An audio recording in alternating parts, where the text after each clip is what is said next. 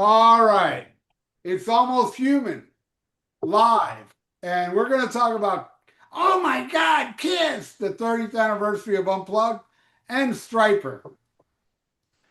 But I want to say before we're going on, we were having a little conversation and the song Love Bites comes on.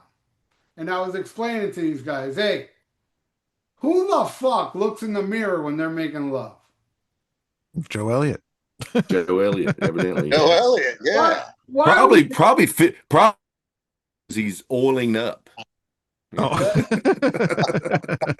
I don't know why the fuck you would look in the mirror. You look at the chick, bro. If you want to look at yourself fucking her, film it. That way, don't look in the mirror when you're making love, you fucking idiot. Even better yet, Roll camera. that stupid song and album. Anyway, hey, look, it's Manny. Manny's here 2 weeks in a row. And Yeah. boy, he must be bored.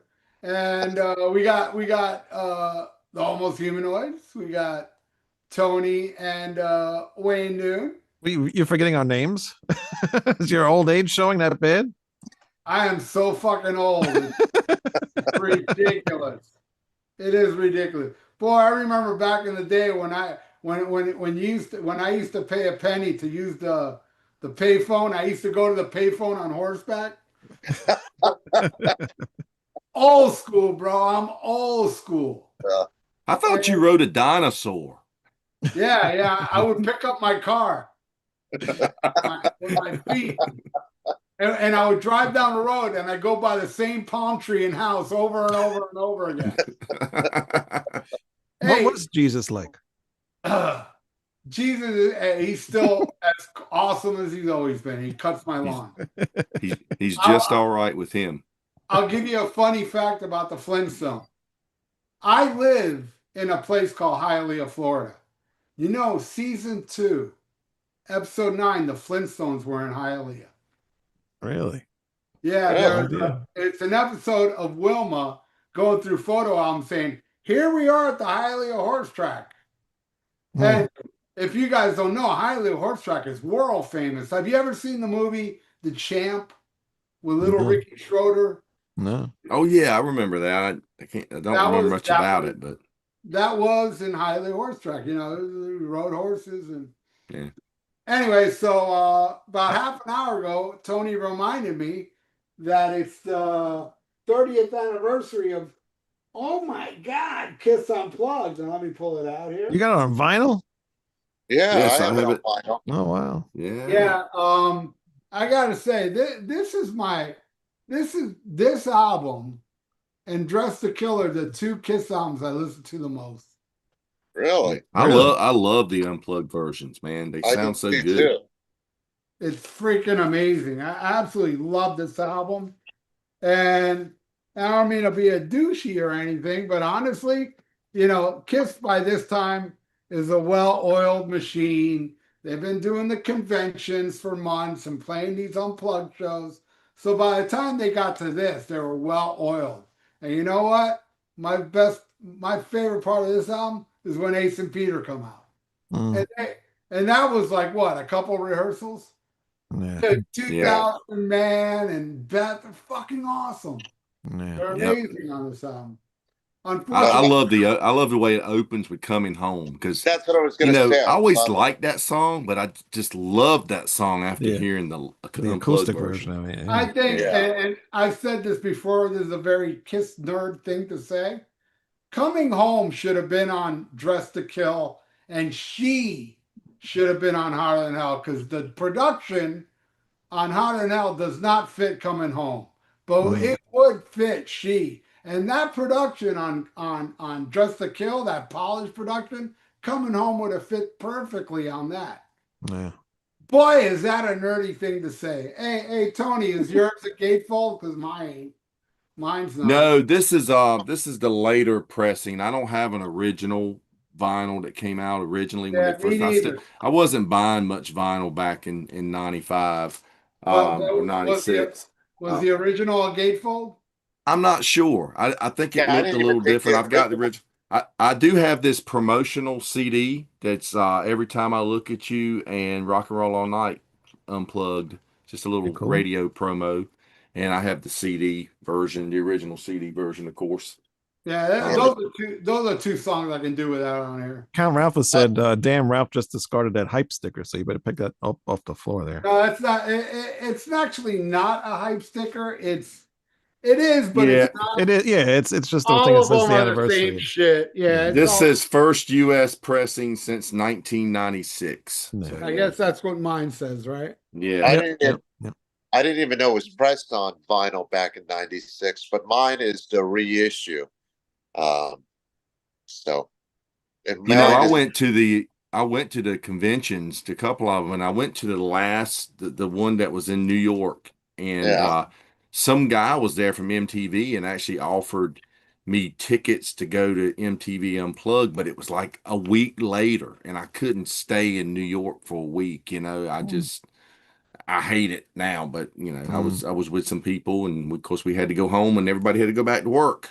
So being an adult unfortunately, is bullshit, man. I know being an adult sucks. Jobs get in your way of having fun. I could be wrong. Maybe somebody in the peanut gallery can tell me if this is true. The last song on the album is coming. Got to Choose. I don't believe Got to Choose was on the CD. Let's double check it. It counts that he has the original, and it's not a gatefold. So. Oh, Count's got the original. Yeah. What the hell is the CD? And his is still sealed too. Open it up. No, it's not. You're right. So it's a bonus because sold 2 LPs. So yeah. What song was it on the? Got to choose. Got to choose. So you guys have seen where you had the original VHS that came out, and then I had this bootleg that was completely uncut, like it's 3 hours long, and I think they put that on the Kissologies, if I'm not mistaken. The uncut one. Yeah, there he is, Al there Horta. He is. Oh, he's look, and right when we're talking about Kiss. Yeah. Look at that. Yeah, man. Look at that look at that big old Kiss sign behind Al. He's sweating like a hog right now. That looks killer, man. He looks like Kiss when they were on the Intrepid and they had the light lit up logo behind them, you know. Wow, what a killer Kiss nerd moment. Al Horta. What's up, Ben? He's getting ready to announce he's on the USS Intrepid right now. He's getting ready to announce his reunion. Yeah, I'm setting sail at the very moment. So the Unplugged Uncut, had some extra songs in it. They did a medley of some songs and stuff. And remember they did like they do a bluegrass version of God of Thunder or something. But when they brought the original band out and they played 2,000 Man for the first time, Ace forgot to do the solo, and when they finished the song, he goes, "I forgot," or somebody said, "You forgot to do the solo," and they just crack up, man. It's like so funny, Yeah. I have that 3 hour. Yeah. I had it on VHS back in the day, and now on DVD. It's like there's a 3 hour version, uncut. Mm-hmm. And for those that don't know, Kiss Unplugged really wouldn't have happened. It was the guy in charge of MTV. He said, "Look, the only way we'll do a Kiss Unplugged if you bring Peter and Ace out." That's the only reason there was a Kiss Unplugged, because if they wouldn't have got Ace and Peter, he wouldn't have done it. So you remember the set had that ginormous carpet of the rock and roll overcover. All over, and I saw recently where Paul Stanley said he still has that. He said he went back or something like a day later and they were just going to scrap it. So he took it and put it into Kiss warehouse, I guess, with everything else. Look, I'm wearing my Kiss shorts. Look at that. Kiss Jordan. Hell yeah. Nice. Yeah. And He's got his Kiss jams. Who's on he's the back? Tommy he's Thayer? barefoot too. Yeah. Who's on the backside? Is it Tommy and Eric? Tommy Thayer? You should have put Kiss socks on. Well, this girl at Longbar gave me a Kiss jersey. So there's Gene, and of course Demon 78. So cool. Yeah, man. yeah, Al, it's one of my Longbar fans. He's like Norm in that place when he walks in. Everybody's like, Manny. Man, I'm gonna have to go get my shades out of the car, man. Al's blinding me. Yeah, Yeah, man. he really is. Yeah. What the fuck? Everybody turn the lights off. Just have Al. I'm like wrapped up like a douche. Don't worry. The circuit's gonna break soon, and the lights There will you go go, out, man. Al. Now I'm ready for your. All right, Yeah. man. Yeah. I'm just gonna do the show with my eyes closed. Fuck this shit. Hey, Tony, never invite this guy again. Okay. Hey, all right, now, before we get into Stryper, it's time to goof on Al. Well, I watched your Beatles episode yesterday. All right. All right, for those that don't know, they did. It's Black Spinner per Circle. I wish you guys would ask me on, because boy, I was laughing my ass off. But too bad I wasn't laughing my ass off at all your faces when you said the most ridiculous shit on the show. All right, number one, fucking hell, man.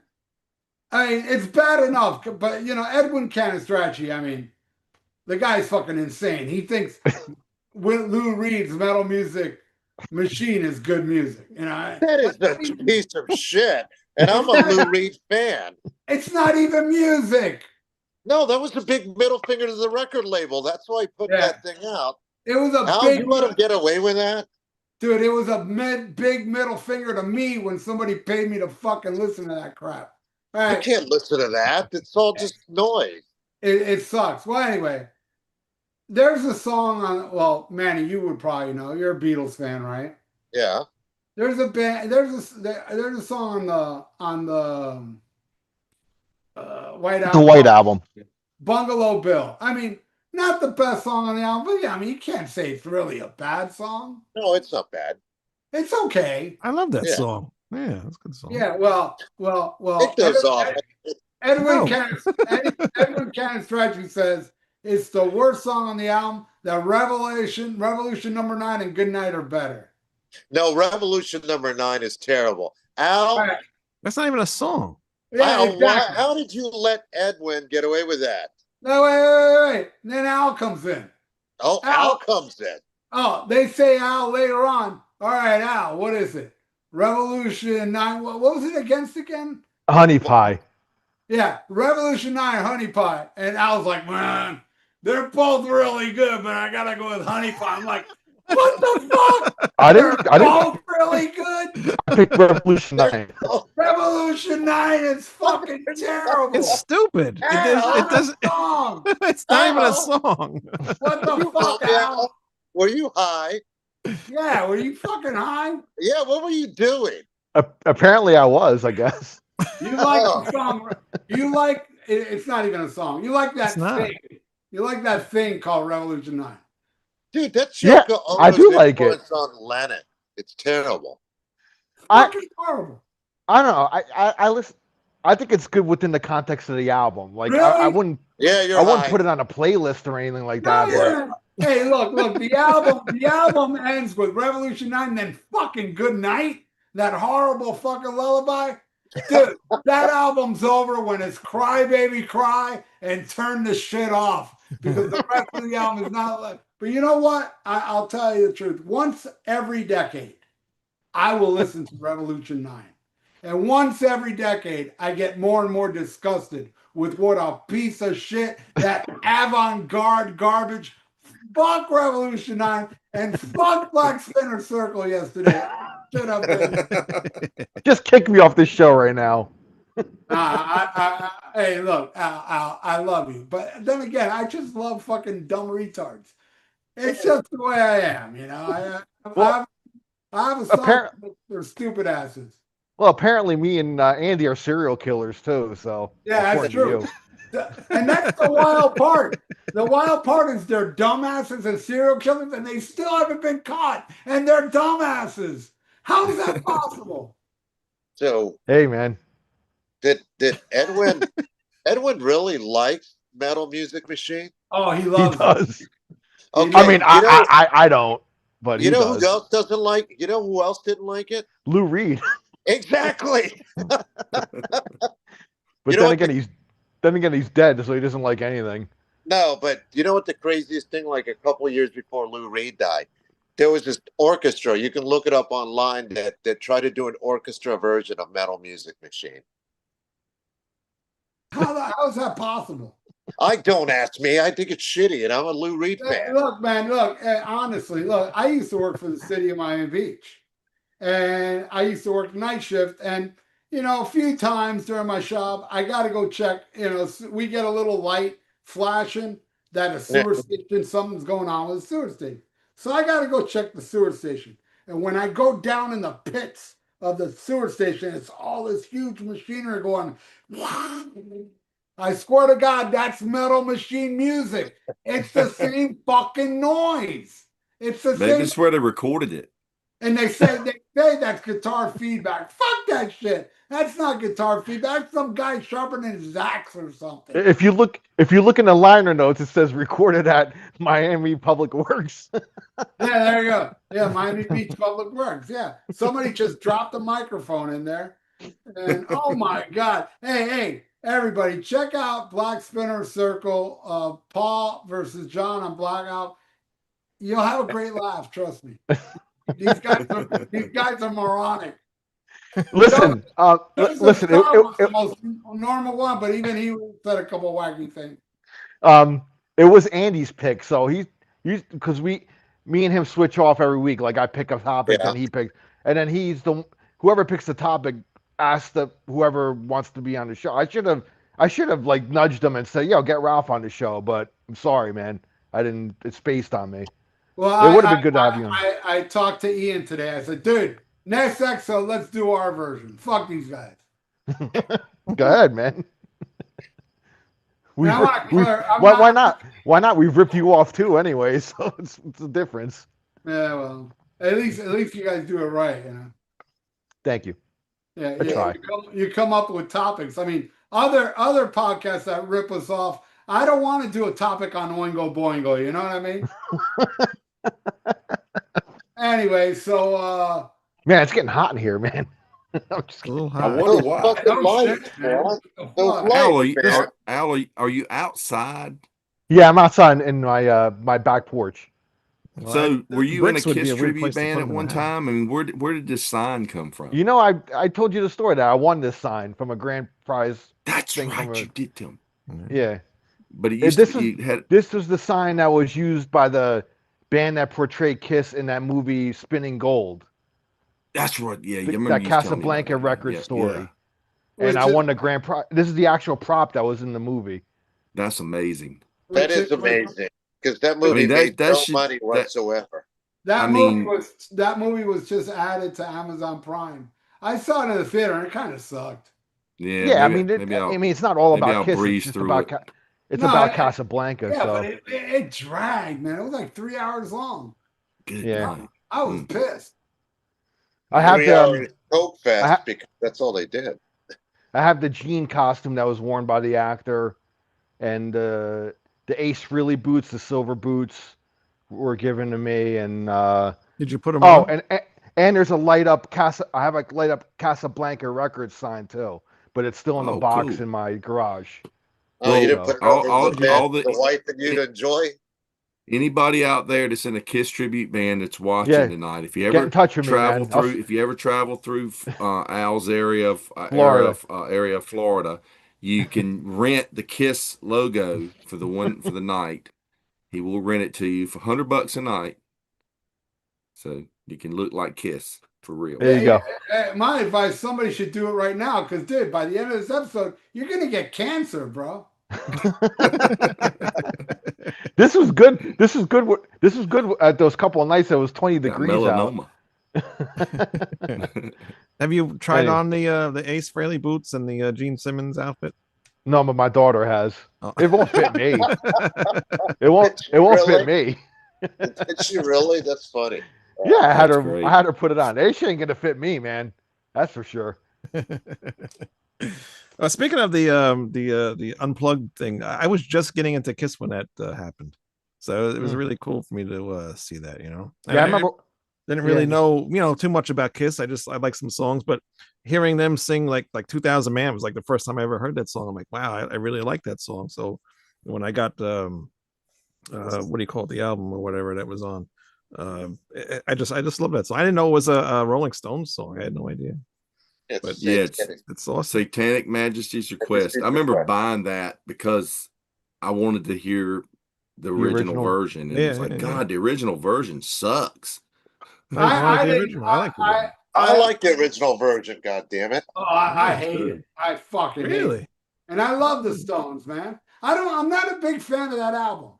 Me neither. And I like the Stones a lot too. And I'm not a big fan of that record. Well, It that's was the kind of Stones like going the anti-Sergeant Pepper's album.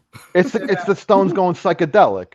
You know. Oh well, I I love like that album, and probably because like Al, I get stoned. So I like when Mick Jones came.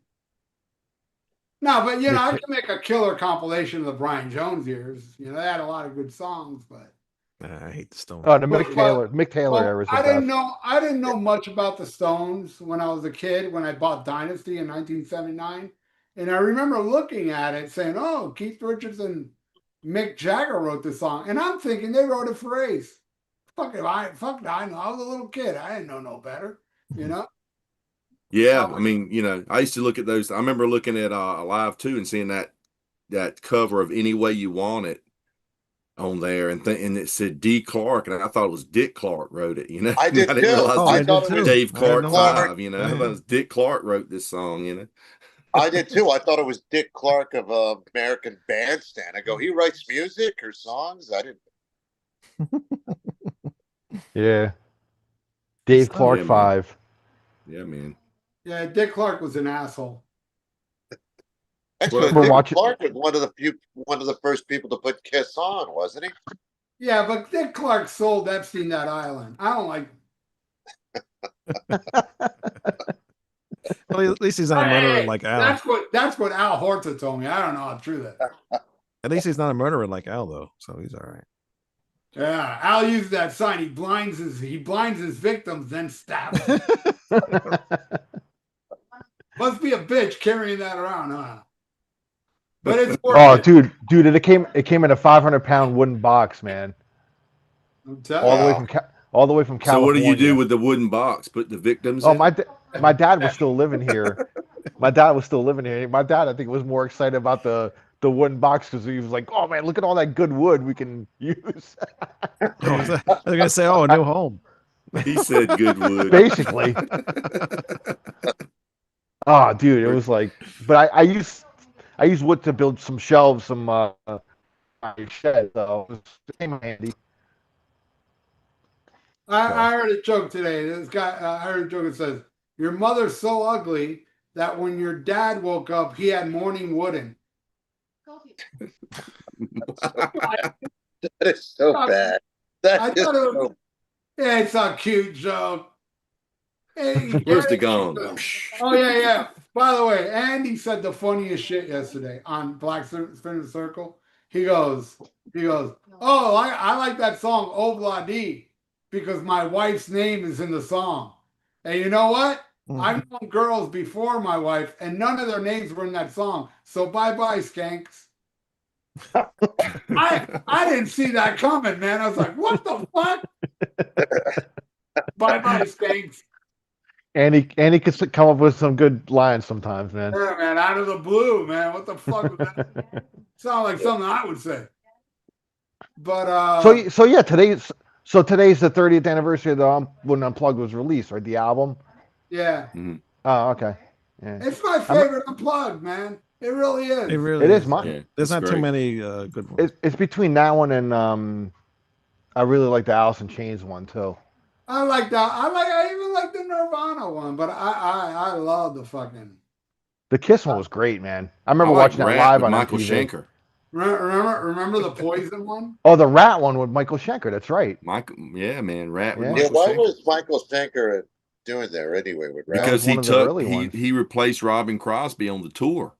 Yeah. What? They did a tour. They did a Yeah, tour he toured for with Rat. Detonator, and he took Robin Crosby's place on the tour. There's a live show of them playing somewhere. It looks like a theater or a large club because it's got a low ceiling, and they're playing Lights Out. Rat's doing Lights Out with Michael I don't want Shepard. to hear Stephen Piercy sing Phil Moog. That They actually did a good job. They did a good Did he? job on it. Yeah. Okay. I mean, But, I'm a but huge, I huge didn't fan. see him on that tour, but I've heard stories that Schenker didn't play the whole set. He just came out for certain songs, like because evidently he didn't want to learn all those Rat songs. I don't know. Yeah, Well, that would have taken up 10 seconds, though.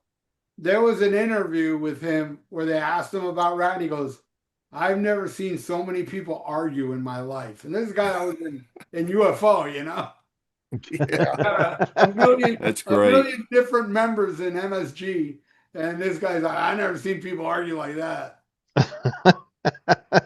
It's kind of like Oasis did a tour with Chris Robinson and the Yeah. Black Rose, and Right. the Oasis brothers were like, "Boy, I thought we didn't get along." Yeah, The Black Rose Yeah, guys were yeah. like 100 times worse than them, you know. Yeah. right.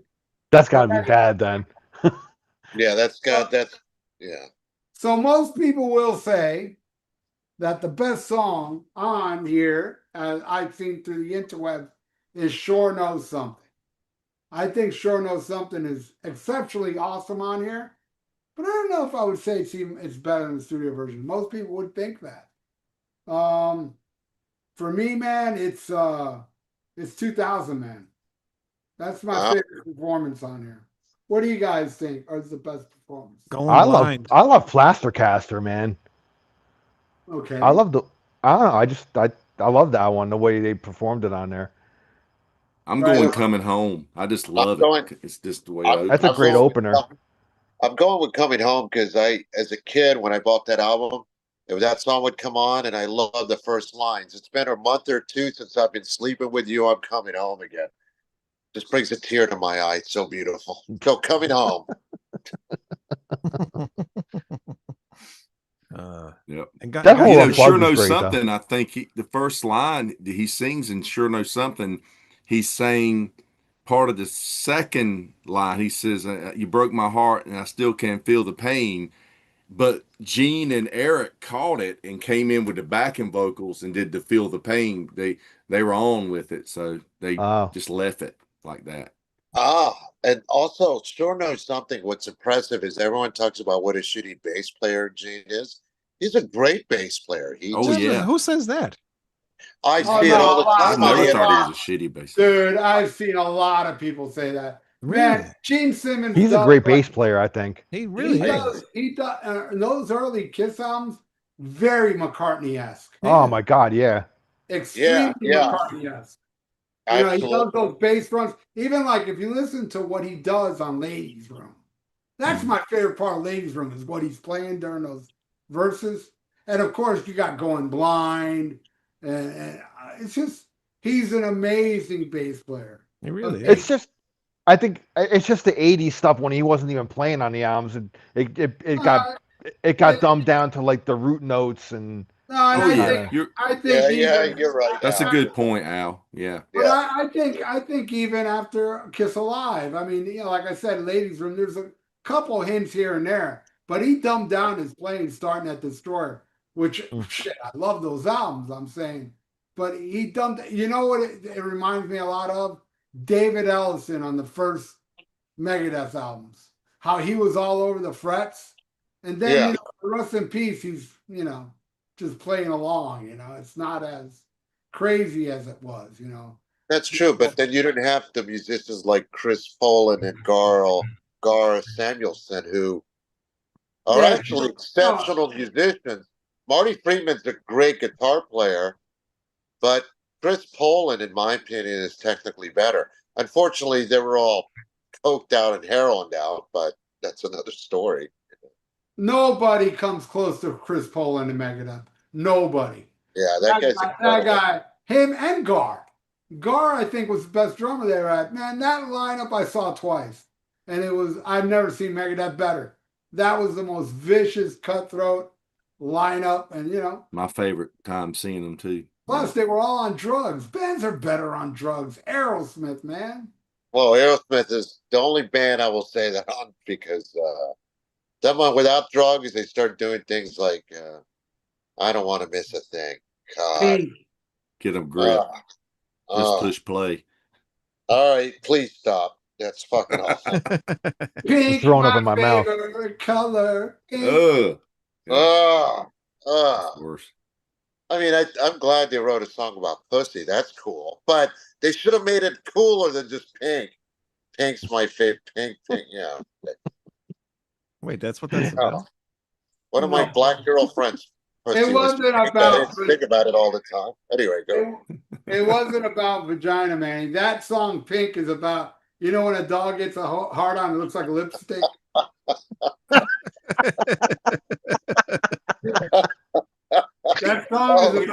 That song is about a dog's hard on. The Red Rocket. Red Oh. Rocket. You never saw No, never. the unedited No, version when he never grabs listened to the that. dog's dick and he puts lipstick on Fucking it looks like a lipstick. it. He grabs the dog's dick and he's like putting on lipstick. Oh, They- God. Now I'll they never banned listen to that They shitty banned song that. again. They banned that video, but I saw it on the dark web. That's great, man. Paul Stanley's in that video. Yeah, so Unplugged, man. What a great album. It's been 30 fucking years. Oh my God. You know, I was just thinking the other day, it was 30 years ago. I was in Madison Square Garden seeing the reunion. Mm. It's unbelievable. I mean, I ain't got Crazy. that much time left, people. Time flies. You know, 30 years ago, I don't have 30 years ahead of me. And it No. doesn't seem that long ago, 30 years ago. It doesn't. It sure doesn't. Mm-mm. You're seeing a dead man talking.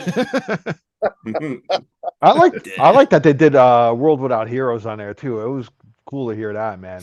You know, I wouldn't think they would pick that. I saw Unplugged in Miami, and you know what they played? Just the Boy. I Really? He played Just the Boy, just Paul alone. And they did that horrible honky tonk version of God of Thunder. Who the fuck thought that Wow. was fucking a good idea? Are you talking about that Kiss convention tour they did or something? Yeah, Yeah. I saw it in Miami.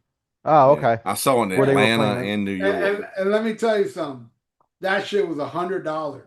$100 in 1996 was an insane amount. Actually, I wasn't gonna go, but check out how I got a free ticket to go see that convention. Back in 1977, I've told this story before. Kiss was playing the Love Gun tour, and I begged my brother to take me because he was going to see the Love Gun tour. And no, I can't take you. No. And he left to the concert. And I was so depressed. I went in my room to listen to my Kiss Alive 8-track, and he took it with him. All right. Because of that, my brother bought me a ticket in 96. As you know, all right, dude. Oh, I that's still cool. would love to see Love Gun instead, but whatever. So I went and I saw it and I filmed it. I took a video camera. And when they playing Sure Know Something, I still got the copy. Boy, the dude next to me was tone deaf, singing that song. You took Oh, my yeah. heart. You've and always I got that guy next to you if you're love trying to film you." something. I tell you, I hate drunk motherfuckers that sing in my ear at shows. I don't gotta, you know, and I'll say it now. I know people get pissed at me for saying this, but you're all a bunch of hypocrites. Every one of you that get mad at me for saying it, you're a hypocrite. You motherfuckers that complain about people with their phones at concerts, filming, oh, why don't you enjoy the moment? While you get drunk and scream lyrics in my ear, and you know why you're a hypocrite? Because the next day when those motherfuckers upload those videos on YouTube, you're there to watch it. Oh, you ain't got no problem to watch it, do you? Fucking hypocrite. Thank you. Yeah, I can't stand when like I'm at a concert and drunk people are singing in my ear, like when I go to Stryper concerts, you know. Yeah. Especially Stryper concerts, because Christians are the worst. You know, They think they're in a church choir or something. They fuck the church choir and then they get drunk and go to Stryper. I'm not That's a down. good That's our lead in. segue. That's a good That's our segue. segue into Stryper. There you go. There we go. All right, Speaking let of me go. Stryper, Yeah. go ahead, hurry up, go ahead. Well, hurry up. Wait, is it your show now? Yeah, I gotta get out of here. You The mentioned wingman. Stryper. I want to throw up. Go ahead. Oh, you don't like Stryper? I fucking hate Stryper. But you're doing a Stryper cover. Well, you're I am a doing it, and I cover. was gonna mention that, and I was gonna skedaddle my way out of here. All right, go ahead. Go ahead. Talk about your stupid cover. Rocks Records, the record label that Severed Angel is now on, they are doing a 40th anniversary of To Hell with the Devil, and there's a bunch of bands doing a tribute to that album. So German Pascal's on it, and Seth Matroyer is on the album as well, and Severed Angel is on it. But we aren't doing a song from To Hell with the Devil. We're doing the song Soldiers Under Command, which don't even ask why we did that. But see, he hates them so bad he wouldn't even do a I song. totally forgot what album is, what songs are on the To Hell with the Devil. So it didn't matter to me. I didn't care. Soldiers Under Command is on the album called Soldiers Under the Command. Yes. Well, now I know that. Yeah, moron. But hey, they had plenty of room on there, and they said we'll add it as a bonus track. So we got put on the As a bonus track? which honestly is one of their most metal songs. It really love that is. song. Yeah, Yeah, it's man. like one of the first things you look up when you see Stryper. That's like one of the first songs that come up on YouTube. So Yep. it was like a perfect song to pick. It actually came out pretty good. So that'll be coming out March 20th. So and I think I don't think it's gonna be available streaming, but you can go on YouTube and see all the videos and stuff like that. But at rocksrecords.com, they will have the CD there. So Did you make a video? Not yet. I don't know if we are or not. They're gonna do one. They're gonna be dressed as bees. Yeah. That would rock. That'd be great. They're gonna come out of a honeycomb and start. I wish if we had time, I wish we could. Eating honeycomb cereal. That'd be great. Man. You should just shoot the video with the camera like zoomed in on a honeycomb cereal box. That's just the video right there. The honeycomb We're cereal Severed box. Angel, and we need a big cereal. Or you can do the video where you guys are all like evangelists going door to door. That's Singing. true. Yeah, Or- trying to recruit Give me so many soldiers. ideas. Or you- soldiers in the army for God. Or you can make a different. Which is fucking ridiculous, by the way. But anyway, go ahead. Or you can make a video about a priest and a choir, but that video you can only show on the dark web. Soldiers Under Command. Soldiers Under Command. So yeah, check that out. To Hell with the Devil Kick-ass song. 40th anniversary. Rocks Hey Records. man, look, I listen to a lot of evil shit, but I'm telling you this right now, man. I look at that Slayer album cover, Hell Awaits, right? And you see like people are being descended into hell and they're ripping the guts out of people and shit. That's and terrible. plucking their eyes out on the way to hell. And I'm like, Terrible. this ain't appealing, man. I'm going to listen to some Stryper because I want to spend eternity sitting on a cloud with chicks putting grapes in my mouth. Right? Ain't that logical? Yeah, it is. Yep. Jesus. But, all right. Are you done, Wayne? I'm done. I gotta get the fuck out of here because You really leaving? I'm gonna throw man? up. Yeah. I'm going to miss No, you. stay, Wayne. See you, Wayne. I told my All right, wife I'd be Wayne. upstairs, but I figured I would come on here because I haven't seen you guys in a while, and then I missed doing the show. So Yeah, All man. right. Good to at see you. least join that. Have a good one, brother. All right, See you, good seeing man. you. See you I'll see you next guys week. later. All right, you guys. All right, Wayne, in God we trust. That's Go. right. Goodbye. Yeah, hell Satan. Wayne, we trust. All right, how I discovered Stryper was the infamous Metal Shop show back in Wow. 1984. Uh-huh. They played loud and clear, and I didn't know it was Christian metal. I heard this song, and I was like, holy shit. The guitar work on that song is ridiculous. So I ran out and bought Yellow and Black Attack, where I have no idea what happened to my album. It like disappeared. I don't know, but I do have this one, which is the reissue. That one Tony has, I don't know what happened to my copy. Now, This is the one you have as well, this right? This is actually a second pressing because the first pressing, the Hand of God here, was actually almost cropped off. It got cropped wrong. Well, that's the one I had, the original pressing. Yeah. And I think maybe it was on yellow vinyl originally. Wait a minute. Yours is on blue. So- Yours is on blue And this was vinyl. this is Yeah. actually an EP. There's Yeah, only that's what I was going to 6 say, songs. Tony. Wasn't it an EP? Because It was an CD's EP. full length. Right. Yeah, Ralph's got the Well, same one. So I when think- it I when think it, they when were it all blue. later was released on the version Ralph has, which I have that too on blue vinyl, and it's round cutout die cut, they added a Yeah. couple of songs on there Yeah, they and did. reissued it. And that was after they got popular, with after To Hell with the Devil came out. But yeah, I don't know what happened, but man, I love this EP. Come on, Rock. Yep. Are You Feeling Lonely? Here's the cassette version of it. There. Nice. Killer. Wow. I used to have the cassette, I think, as well at one point. Yeah, I like pretty much every song on here. My Love Always Show, You Know What to Do is a good one.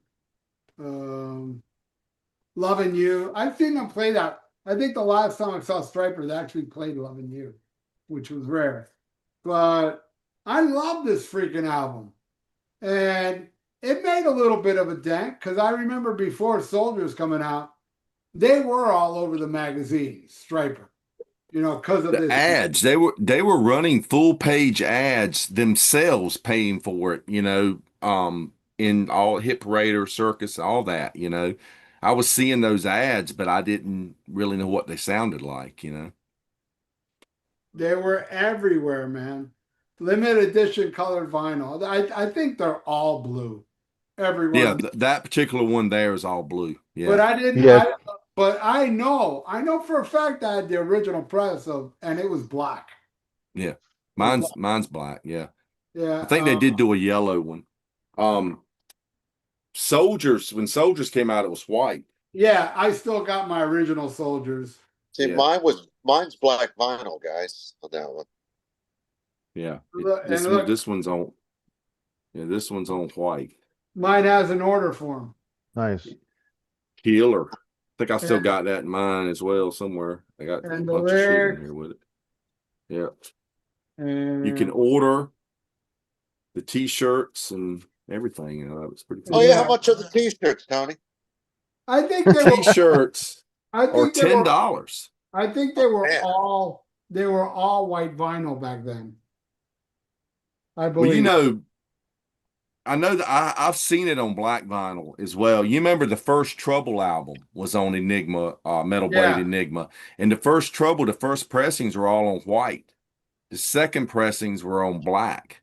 I actually own a black one, and I think Brian Slagle said in the interview once that those were the more rare. The black ones were rarer than the white ones for this Trouble record.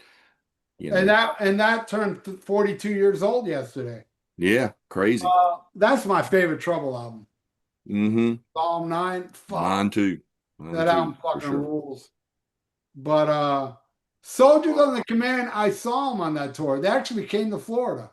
And they played a venue I've never been to ever again. And it's a big venue. It's called the War Memorial Auditorium look, Manny's got a black vinyl. Yeah, Yeah.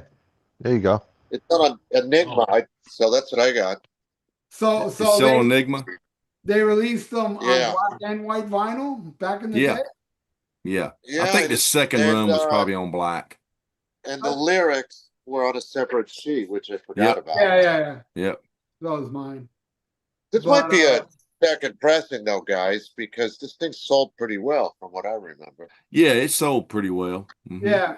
And I saw the tour and they played this place, West Palm Beach. War Memorial Auditorium in Fort Lauderdale. And it's a big venue. I say it holds about 5,000. And it looked like it was almost 5,000 people there. And this is 1985 before they blew up. Did anybody play with them? Yeah, Hurricane. Okay. Oh wow. Same label. They were And- on Enigma. Yeah. And I saw Hurricane open with that for them again. Kelly Because- Hansen. Huh? Kelly Hansen. Singing. Yeah. Yeah. And Foreigner. Sarzo's brother and Cavazzo's brother. That's right. Yeah. Oh, that's right. And the drummer is now in Yes. yeah, that I didn't know. Wow. I liked Hurricane. They were Yeah. good. Yeah. I Good got a band. couple of their records, man. They were good. But What's the hit? What's the hit that they had again? I'm on to you. Over the Edge. I'm on to you. Yeah. I'm on On to to you. yeah, and Over the Edge. They had a couple. Is that on the videos, first yeah. album or? No, The yeah, first album's got the song like a hurricane coming and no, na na na na na na I'm no, on to you. that was an EP. The EP, yeah. The Okay. first album had "I'm On to You," and that I know I video, have. I know the I have the video, cassette with "I'm On to You." I know I have that one. the video for "I'm On to You" had Bobby Brown before Warren. Oh wow. What was the which Hurricane album had the machine that they took off or the woman on the machine? That Is was that the the first? Slave to the Thrill, and Yeah, Doug Aldrich was the guitarist on that yeah, album. Mm. that Oh, I okay, have. I have okay. that I one. didn't. Okay, well, I was trying to figure it out. Well, this is the first Stryper album I ever heard, and I bought it unheard because what Tony said. Tony mentioned they would be in Hit Parader Circus, and I thought, how weird, a Christian metal band. I just thought that was such a. Why would you sing about Jesus when you can sing about Satan? So to me, that was such a weird concept. So I bought it, and I liked it. I thought it was a little Queen-like on some songs, especially Oz Fox's guitar playing. Very Well, all Brian those May layered influence. vocals, you got those layered vocals on there too. The harmony vocals, very Queen-like at Yes, times. yeah. So I wasn't the only one who thought they sounded. I didn't think they sounded like Queen, but very influenced by Queen. I don't think they sound anything like Queen, but I uh I was surprised how much I liked it. And what really surprised me is um, this album and the Yellow and Black Attack. But when I bought Yellow and Black Attack, it was the second one. The second, it had extra songs. The cover was different, a little bit different. Um, but what surprised me was that a lot of the guys that liked heavy metal, not hair metal, like Stryper. Later, when they did "In God We Trust," they threw their Stryper albums away. But Yeah, they weren't really yeah, popular. Yeah. yeah, but I was really surprised how much I like it. I don't think it holds up that well, but since I grew up with it, I like it. But uh, I threw it on for my kids. It wasn't the Jesus message. They just thought they don't know anything about production, but they thought it sounded a little bit light. And I guess that makes sense compared to today's production. But who produced this fucking thing anyway? Michael Anyway, Wagner. what? I believe it was Michael Wagner. How did they afford Mike? It is Michael Wagner. How did they afford? Yeah, Michael Wagner, man. They Well, they they Michael asked Wagner. they asked Jesus for money. Well, apparently he delivered. Those Apparently he guys are delivered. those guys were making money. I mean, they were doing shows, making money like crazy. So, playing live shows. And this has some great songs. The Rock That Makes Me Roll. Surrender's awesome. Makes Me Want to Sing. Best song I think is the title track though. My Oh, yeah. friend belonged to a church group, and I don't know what leg of the tour, but I saw him on this tour. I don't remember Hurricane. I thought it was Europa or some weird band like that, but it makes sense it was Hurricane. I don't remember who the opening act was, but they had a lot of church kids. Church groups would take kids to Stryper, which sounds kind of crazy. So I went with them, and like Ralph said, it was packed, and it was for this album. It was at the old Florida State Fairgrounds, and yeah, I was impressed, but I was a kid, but I liked it. That's the only time I saw him, by the way, is that tour. I don't know if you saw him again or not, Ralph or Tony. Oh, I've seen him. I've seen him many times. I didn't see them until they reformed years later. So, What about you, Al? But I get. I didn't see them till 2018. I mean, I was very late seeing them, live. Yeah. I saw him in '85, and then I saw the To Hell for the Devil tour. Now, I saw this tour early on with Hurricane again at the Sunrise Musical Theater. Then they came back with Loudness and TNT. Ooh, Wow. that's a good lineup, man. That's a great lineup. Loudness and TNT, and that was at the West Palm Beach Auditorium. Hey, Ralph, you said you saw him early on. I don't really know the timeline, but at some point, right before To Hell with the Devil came out, Tim Gaines left. Gaines? and they replaced him with the guy that was some guy from, I think he was in Leatherwolf. He was in Leatherwolf. Came Yeah, in. Leatherwolf. Was he the guy you saw then? No, it was Tim Okay. Gaines. Because they dressed him the same, and a lot of people said you couldn't really tell the difference if you didn't know, No, you know. it was Tim Gaines, and they did photo shoots with that guy from Leatherwolf. Yeah, I've seen those. Yeah, I've Yeah. seen him. Yeah, Ralph, but who's listed as a bass player in To Hell with the Devil then? it's Tim Gaines, but he didn't play on it. Oh, who's on it then? Who played on it? The guy from Leatherwolf. Oh, I think so, it was a okay. session. I actually think it was a studio guy that played on it, maybe. I think I remember reading that somewhere. Yeah, I don't think the guy from Leatherwolf played on the album, but I think that he played on the tour. He didn't. No. Tim Gaines didn't play on God We Trust either. Mhm. Wait a minute. Is Leatherwolf? I thought they were just a metal band. They're not a Christian band, are they? No. No. Okay, No, then how did that guy get involved with him? If he, I guess he's Well, a Christian. Maybe. I mean, there's Well, they kicked Christian them- they kicked musicians them that don't out. play in Christian bands. You know, there's people out there that's Christian belief people that play in bands that aren't Christian bands. So, I mean, they're not playing Merciful Fate, but they're, you know what I'm saying. Well, I know what you I mean. Alice is a Christian, but I know what you're Right. saying. But Right. I So I just don't thought know. that would be a prerequisite to play in Stryper. You had to be a Christian. Plus it was I'm sure it was a good paying gig still, you know, if you're going out and do the tours. And then this one came out, and at the time, this was a band album cover. Yes. See right here, there's a pentagram. Mhm. That was Is that the main, why they changed the yeah, cover? that was the main reason, the pentagram. Really? Yeah, So Here's the I just cassette. thought, Here's the cassette Yeah. version of it, Is that the original and that's cover? the Al? band cover as well. yeah. Oh, wow. Here's mine.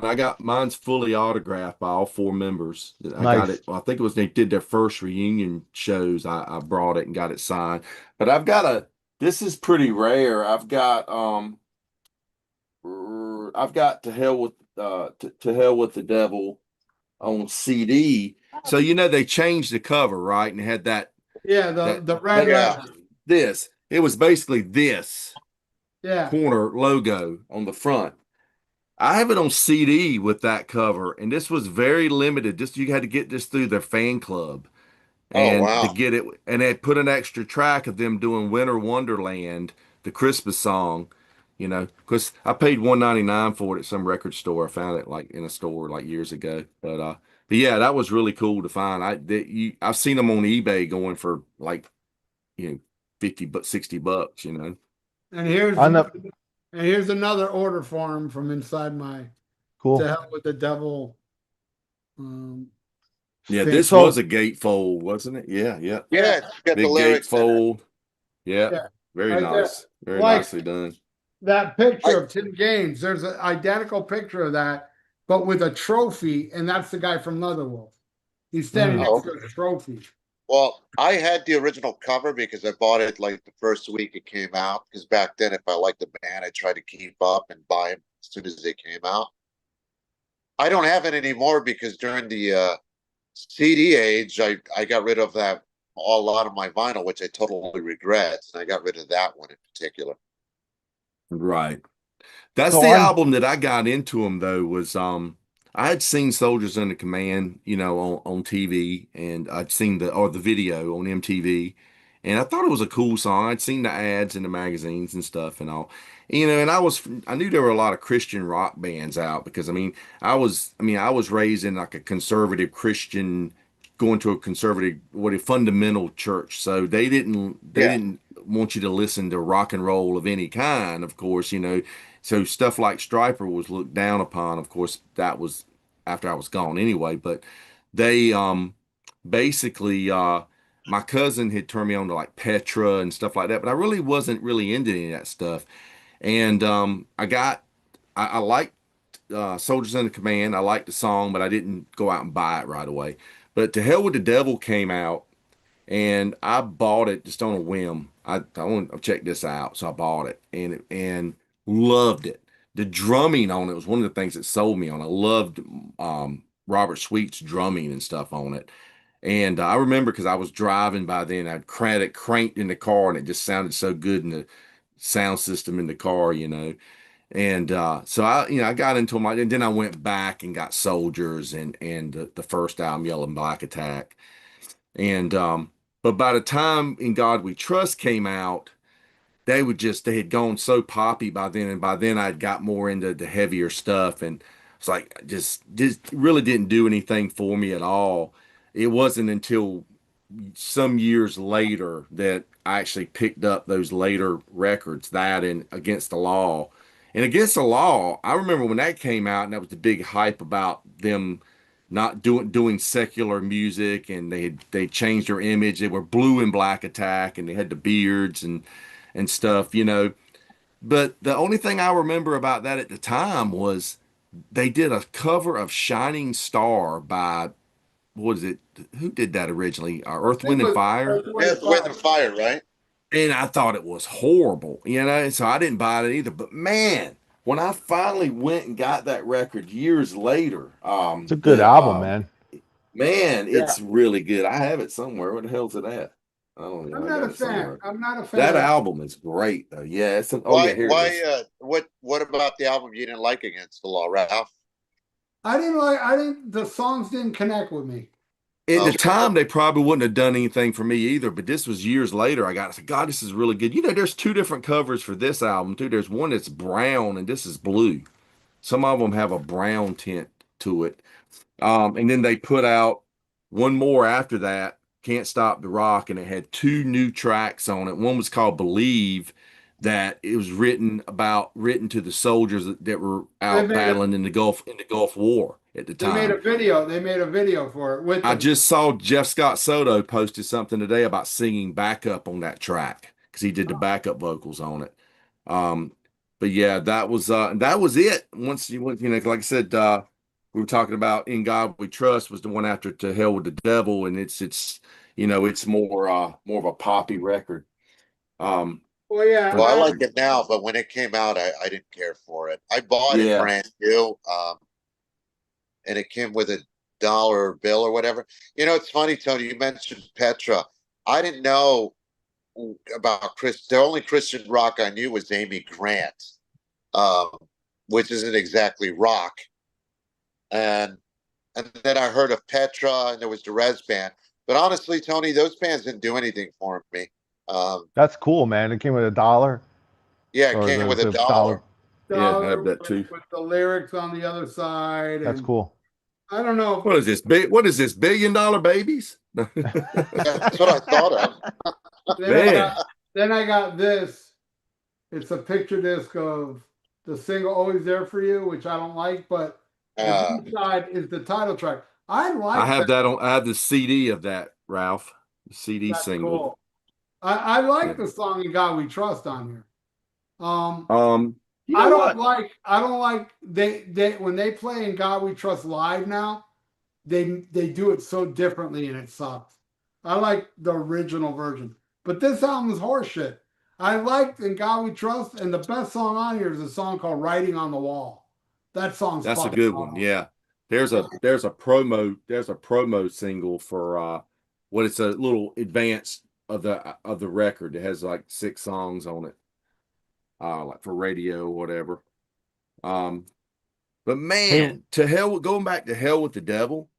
God, man, it was got some poppy stuff on it, but the song "The Way" and "More Than a Man" are More like than a so man. heavy. Yeah, more than a man. That sounds like something you'd hear like any Metal Blade band doing at that period, like just Like power the metal. heaviness. I Power I metal, yeah. I Like hear it sounds when like something Omen would do or something, or I Legion hear a lot Lord of I hear a lot of new wave of British heavy metal in that early Stryper stuff. yeah. Totally hear that new wave of British heavy metal.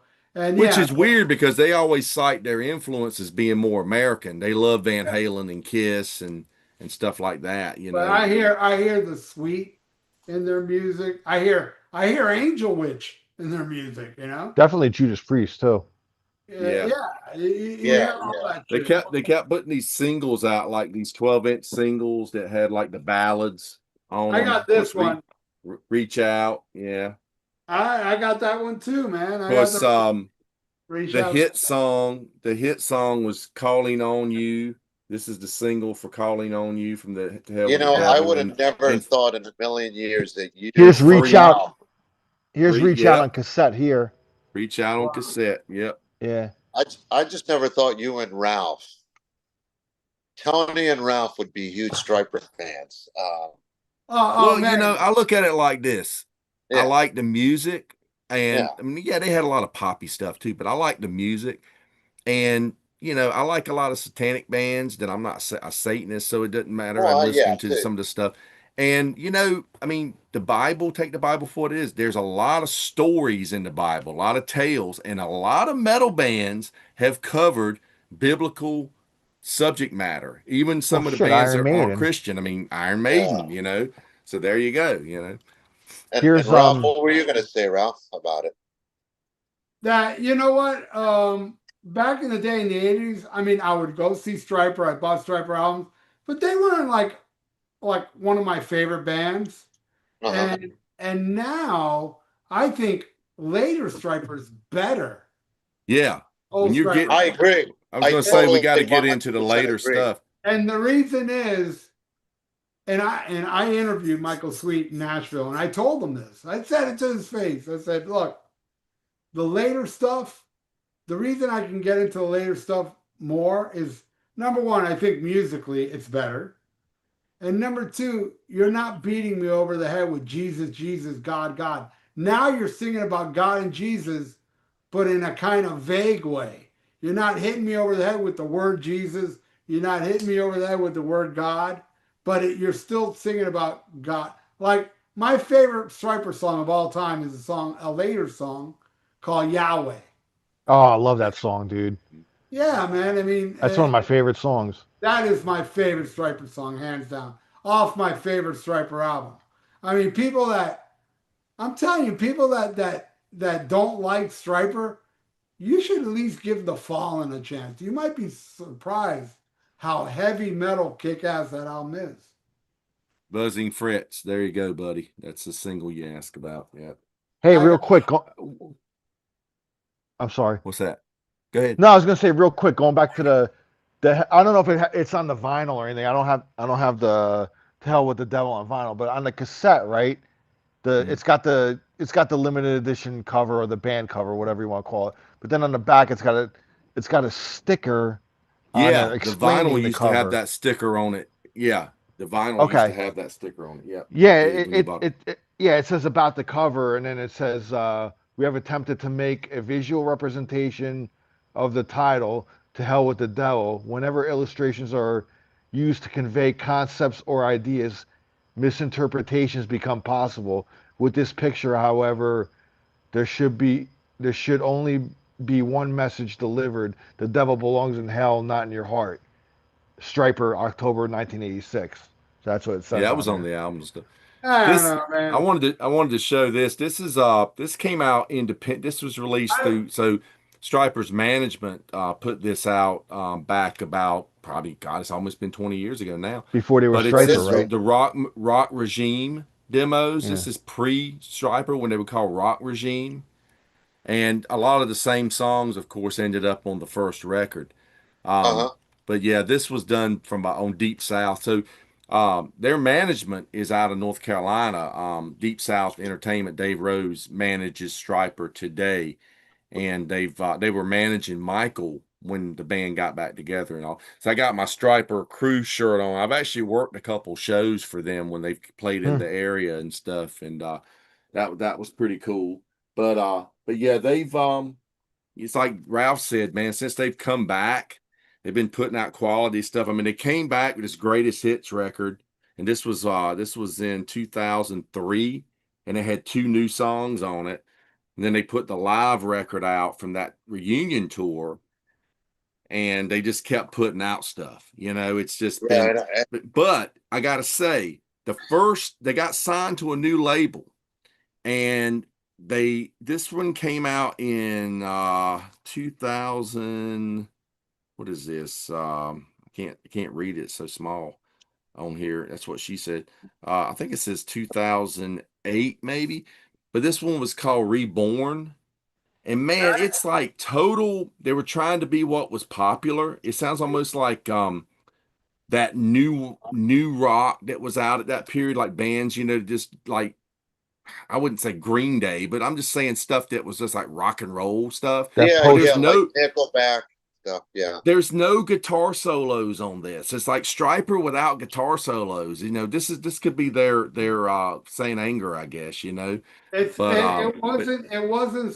it was originally a Michael Sweet solo album. and it's what Oh, it sounds more like. Yeah, I actually kept the little slip case of it, but I got it autographed by the whole that's band. because I was gonna say that's the cover I know. Yeah, the I didn't know. cover. Yeah, it looks like they're coming out of the womb. Each one's got like afterbirth all over them and stuff. But I saw them on that tour, and they continue to play stuff from that. But yeah, it was 2005 it came out. 2005. Yeah, because that's a live bootleg from that tour, and that's 2005. Do you guys ever pick up these CDs? They're called extended versions. You see them in No, the I have a discount couple. bin. I have a couple by different So bands. they're always live. Well, Yeah, but most of them, a lot of it's them are made up of previously released live material, okay. That's what I was but gonna some say. of Yeah. them are exclusive shows. And this was actually recorded for this. This was recorded in 2003, and it's a different show than the other live album that they put out. That was kind of cool Well, to get. I have a DVD of Live in Puerto Rico that was done around that time. Um, Yeah, I don't know if it was released in audio format, but I have that. yeah, I've got Um, that too. Do you guys remember it's the pretty damn good. VHS, the live in Japan? I have them both.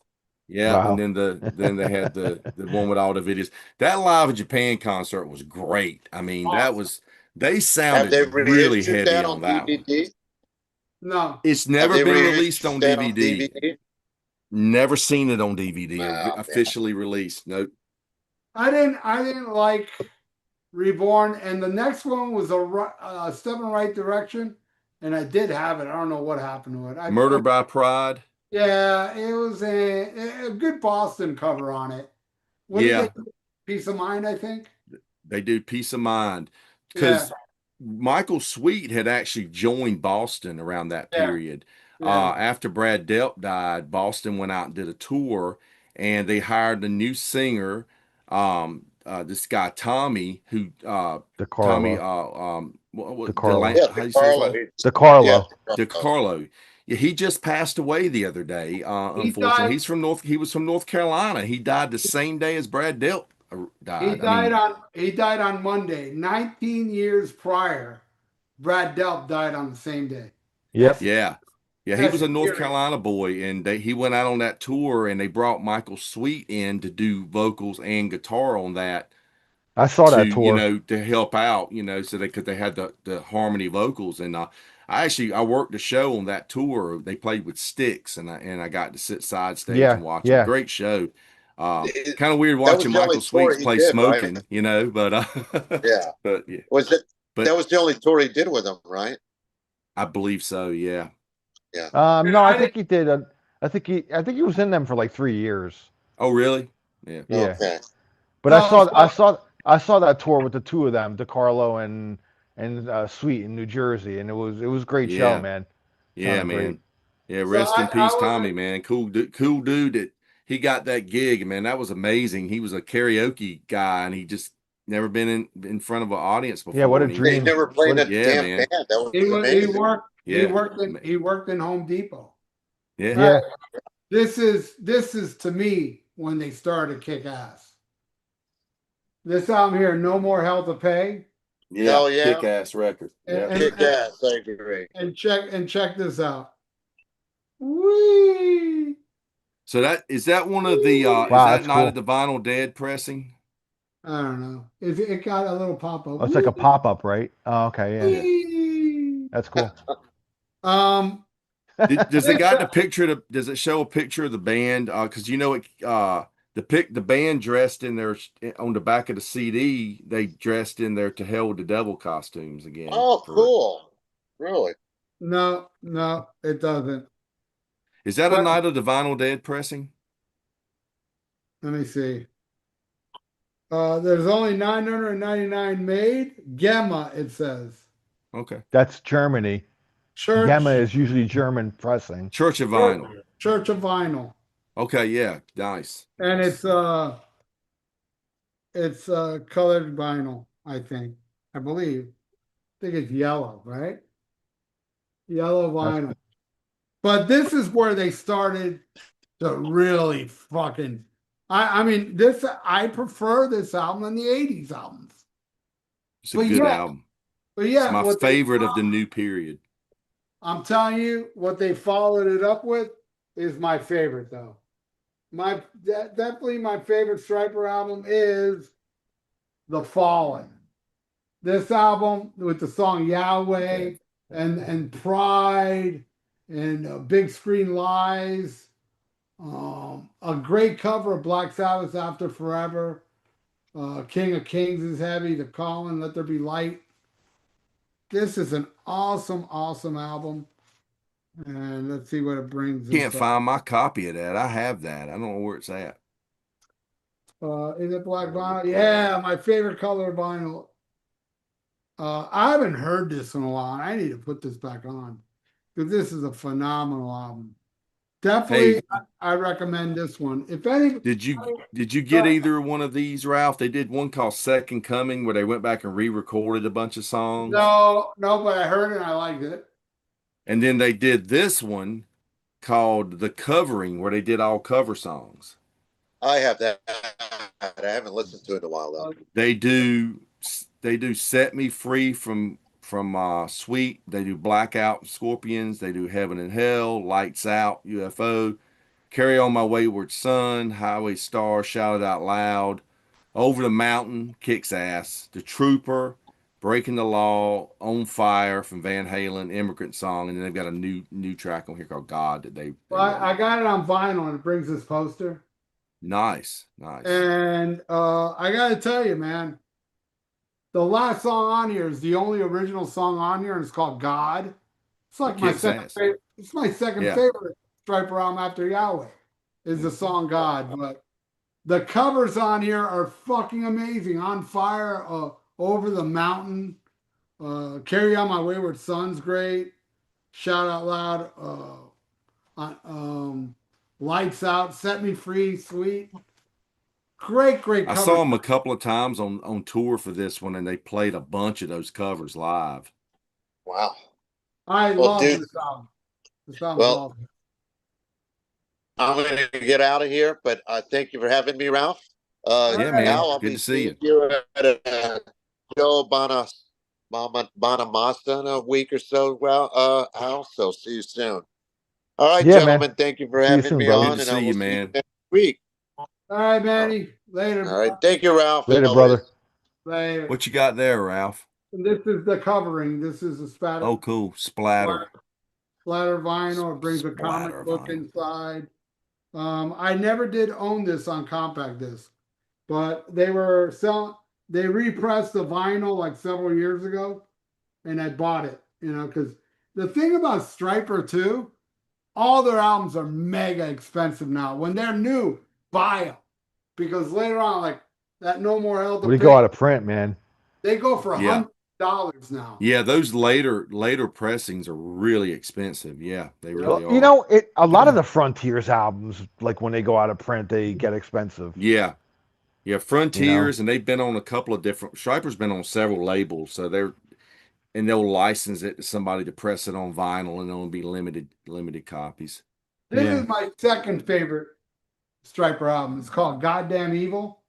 Yep. Oh my God, this album, man. The Valley is like my third favorite Stryper song. Take It to the Cross is so weird. Take it to the cross. But I love it. It's so out there. It's wacky as fuck. It's Like got death metal vocals. death metal vocals on it. Yeah. The song Sorry is fucking amazing. You know what's crazy is, there's so many, we're talking about these Christian bands. There's so many people think Stryper, they think, Christian metal, they think of Stryper. There's like tons of Christian metal bands that came out of the 80s. And then there were some that were even like Mortification and Vengeance Rising and all. They're like death Tourniquet, metal bands Tourniquet. doing that band, the first Tourniquet record, Stop the Bleeding, sounds like King Yeah. Diamond. Yeah. I mean, totally like a King Diamond. Tourniquet would change with each album. They would progress. That first album, Stop the Bleeding, is like if somebody told you, just said, "Hey, this is an unreleased King Diamond record," you might believe it because that's what it Yeah. sounds like. The goddamn Evil album. This is the CD I got at the show, and they actually signed it. I bought it. Yeah, Nice. This I got them to sign my vinyl. If you see inside each of them, Cool. I think yeah, Michael, it's Robert Sweet was the only one that signed it in black, but the rest was in silver. I had him So sign. I got to tell you a quick little story about so Timothy Gaines left the band Yeah, and they Perry brought in Richardson, right? Perry Richardson, and Perry was from the band Firehouse, big platinum selling band. Yep. Well, back in the day, he was in a band way back in the day called Max Warrior. Did an EP, kind of highly collectible EP amongst the metal community.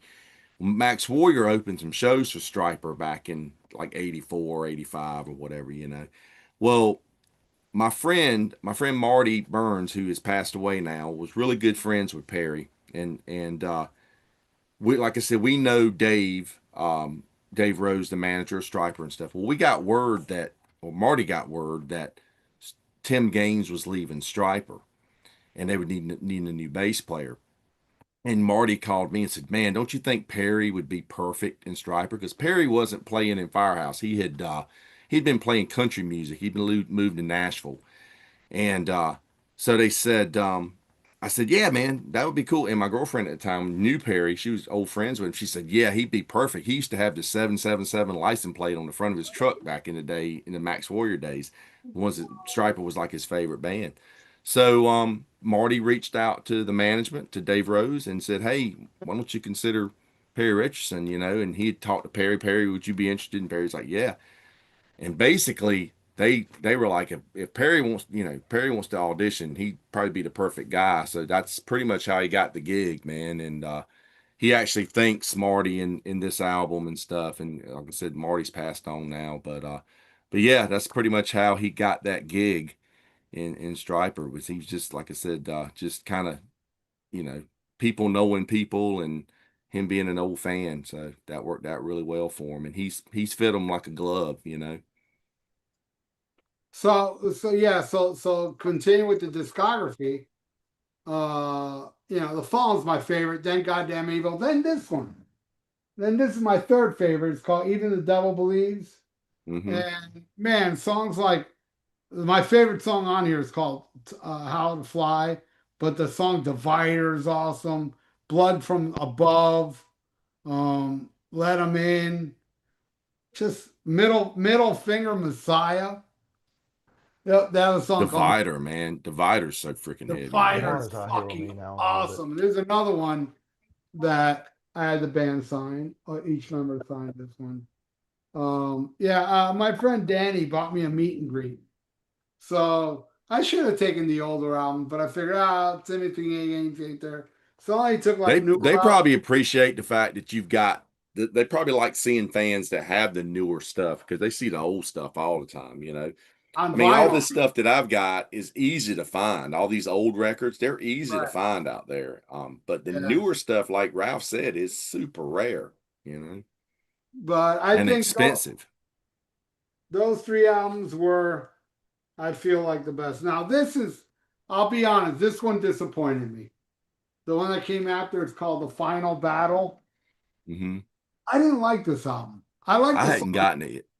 The song Near is like really the only song I like off this album.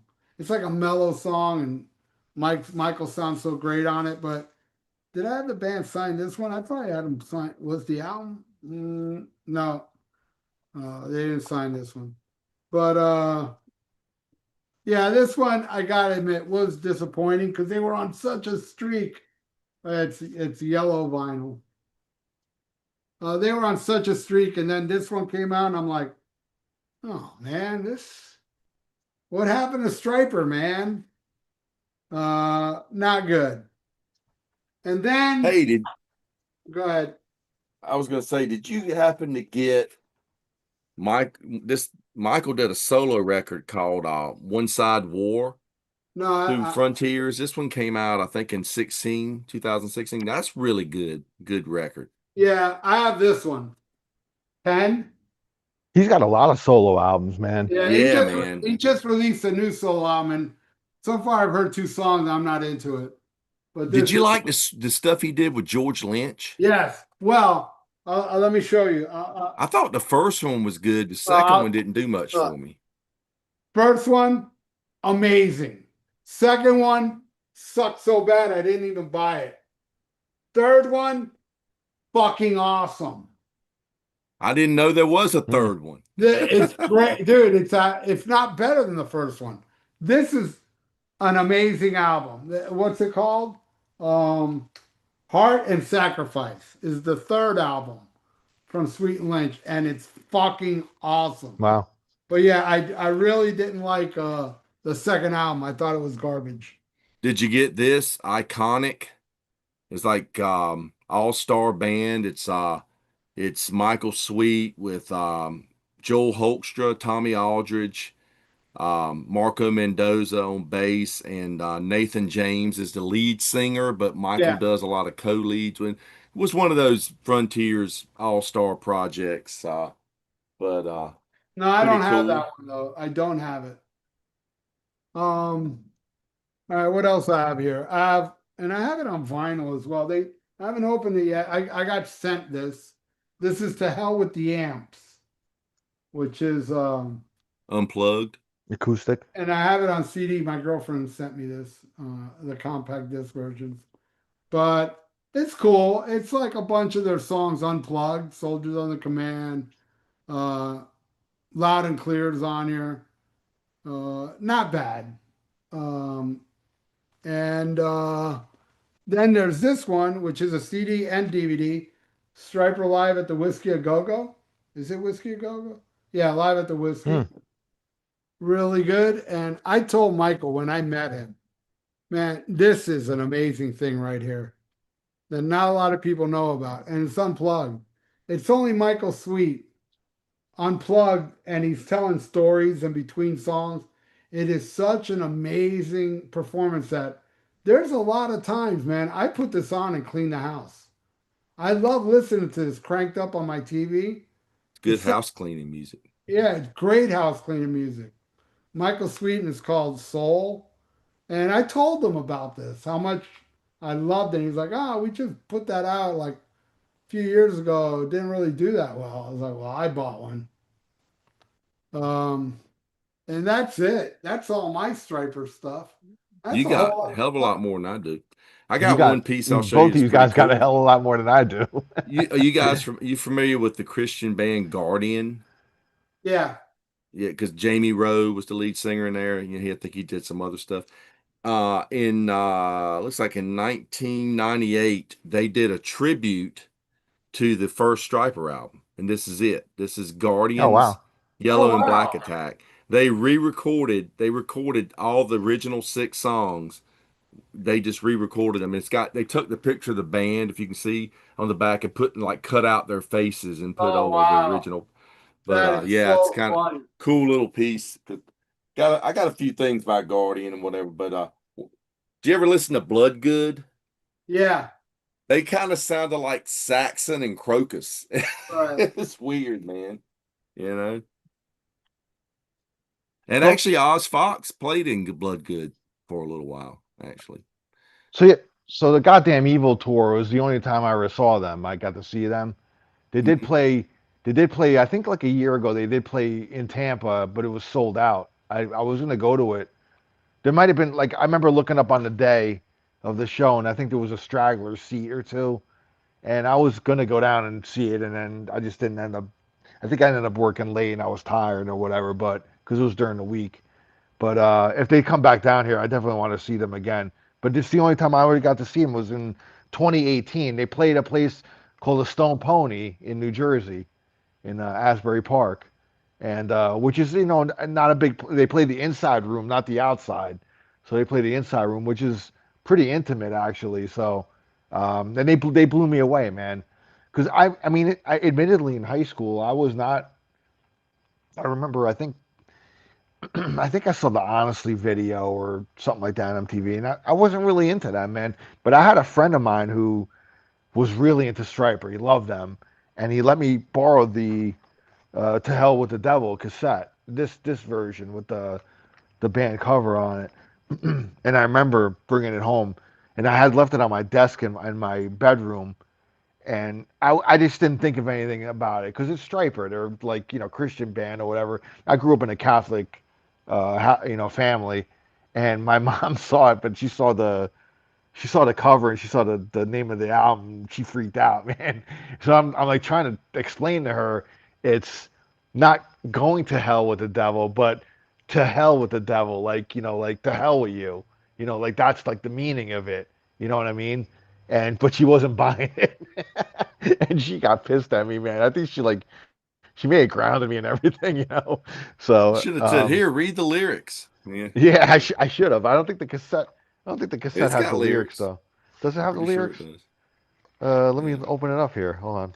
Yeah, it does have the lyrics. I should have, but I just he let me borrow the cassette and I listened to it and it just didn't grab me. So for the longest time, it wasn't until like in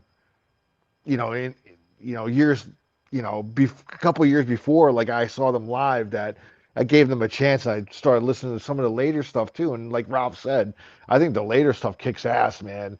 It's heavy and it's just I think it blows away the '80s stuff, man. Yeah, it does. It does. And you know what? I never ever liked their ballads. Like I hated They honest. got really sugary sweet on some of the ballads, man. Honestly, I Yeah. believe in you. All that shit was Yeah, fucking terrible. it And was like you yeah, you could play that on like a contemporary like station, man. You know. yeah, Honestly, is actually a big wedding song, Hmm. or was back then. yeah. And everybody that played at their weddings, they're all now divorced. Yeah, probably. In my history with Stryper, after I saw Tell with the Devil twice, that tour came down twice, and then I saw In God We Trust, and they went back to Sunrise, which is a smaller venue. And then Against the Law was literally playing 4 blocks from my house at a club Prince used to own called the Grand Slam on Oh, South okay. Beach. That place holds like, I don't know, 300 people. Wow. And I was like, wow, Striper's, and I didn't even know till the day of the show. Oh, Striper's playing?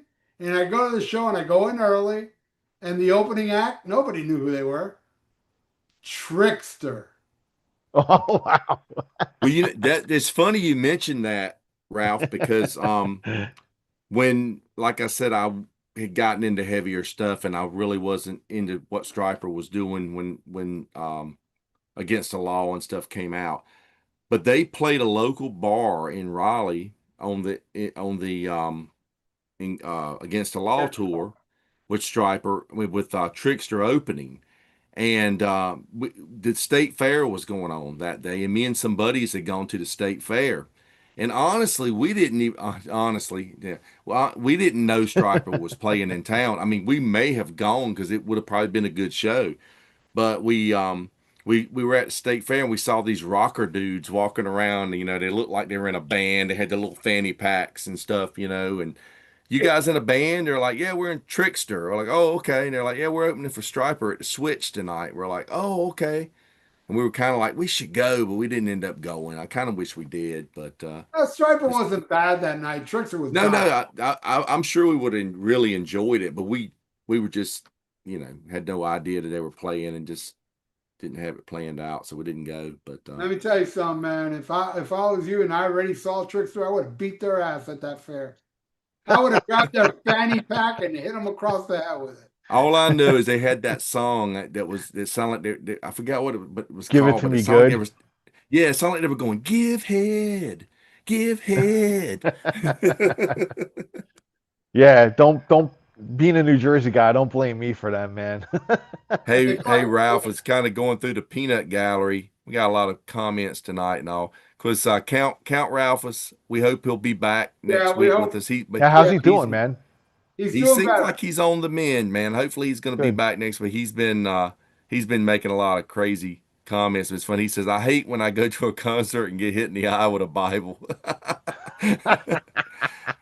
But several people, like Bob says, back in the day, my mom took a look at my Stryper tape "To Hell with the Devil" and threw it across the room, calling it devil music. So there you Yeah, go, there you Al. go. See, yeah. Um, Several people said he bought Yell and Black Attack EP to trick my parents that I was while I was playing, or actually Sarcastic said I bought the Yell and Black Attack EP in 1984 to trick my parents while I was playing Show No Mercy.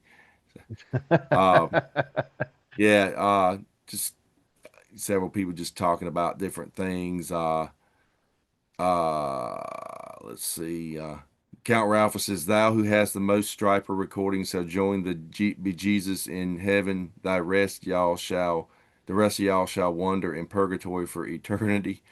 Um, Zachy says, "Michael Sweet is secretly Ted Cruz in disguise. That's a true fact." Um, Count Ralph says, "Good Lord, Stryper has a song called God." What do you expect? Jesus. I What mean, do you expect? Yeah. Jesus. Merciful Fate got a song We called Satan's Fall, you know. One guy says Count Ralphus needs to be on show needed to be every time someone shows a Stryper album, he needs to show his most satanic evil album. Show some nun slaughter. Um, Somebody mentioned Sweet Lynch. Randy Joey says, I saw Stryper open for Raven and Anthrax in 1984. The crowd was Wow. giving them a hard time. Me and my friend flipped off the bases. He stared at us and gave us dirty looks. I, I felt stupid. I like them now. Yeah, Oh, I'm that sure remi- they had a hard time going back in that the day and stuff. that actually reminds me, like, just real quick, like I heard Michael Sweet on Eddie Trunk's show one time, and he was telling me that they were playing like a festival. I don't know, it was a they got booked on a festival. It was like basically it was all like the heavy, like kind of death metal and all them bands and stuff like that, and they were booked on that festival, and I when they were before they went on, like they realized they're like, dude, what are we gonna do? Like they're gonna like kill us out there, you know? And so they said he was saying that they made it the set list of like and I think this was not like later Striper. I think this was like maybe like the I don't know if it was the early '90s or something like that or whatever before they broke up, and they said, well, let's pick the songs that are our heaviest songs with like stuff with like we do like double bass and just kind of Hmm. like don't do no ballads, none of that stuff. And he said like while they were playing there was out in the crowd there was like a big like made out of wood like upside down cross that they were burning in the crowd, and they thought that they were gonna get like destroyed like on stage. But then they ended up like they said Michael Sweet ended up saying that like they kind of won the crowd over from playing like all the heavier like stuff, and like surprisingly, and I could see that, man, because like some of their stuff is power metal. It's Man, pretty heavy, dude. totally. You know, You know, they've played on M3 Rock Fest several times, and I've had people say, "Man, Stryper was like super heavy compared to all yeah. the other bands on the Oh, bill." they were My fucking heavy as girlfriend shit when saw I. him. My girlfriend said the first time she saw him at M3, she said, "I did not expect them to be that heavy." Yeah, She just yeah. When I saw blown them that away. one time in the Stone Pony, I mean, they were fucking loud and they were heavy, man. Sounded great. I mean, they were awesome. I want to see them again. I really kind of regret not going last year, but hopefully they'll come back one day again. But I'd like to see Yeah, I them think again. Michael's dealing with some thyroid issues again with his Uh, throat because I mean he's even been saying stuff about what if I get where I can't sing? Would you guys accept us bringing in another singer possibly or something? uh, Now I could hear Jeff Scott Soto singing for him. That'd be pretty yeah. badass. Um, But you yeah. know So what, I'm. man? I think, and I know this ain't a popular opinion. I love Oz Fox, but I think Michael Sweet's a better guitar player than Oz Fox. He's cleaner. Oz Fox has that nasty wah, where They Michael Sweet, complement each other, you yeah, know. they're great. They're both great, but like a lot of people like Glenn more than KK. I like KK more than Glenn, but And I, I you like know, people uh, don't, people don't really give Oz Fox credit for vocals. He's actually a really good singer. He does all those background vocals. Did you ever see any of the video footage of them from Japan when Michael Sweet quit the band, like Yeah, after Against the Law tour? Or yeah, they're playing in three yeah, piece, they were a and Oz is three-piece. doing all the vocals. Man, yeah, Yeah, he was. Wow. Yeah. yeah. He's got a great voice. Got a great voice. Yeah, Great guitar he's player. got a lot of health issues still too. You know, he's Yeah, he's been yeah. dealing with those brain lesions for years, and he usually performs sitting down now usually. But hey, they're still I, out there doing it. More I like power him. to them. You know, I like him because he married a hooker. that's right. He did. Hookers for Christ. Oh yeah, she has this thing called Hookers for Jesus or something. Hmm. That's fucking awesome. I don't care what you say, Ralphus. Hookers for Jesus, man. Come on. Come on, Ralph. Ralphus, wake up. Hookers Well- for Jesus.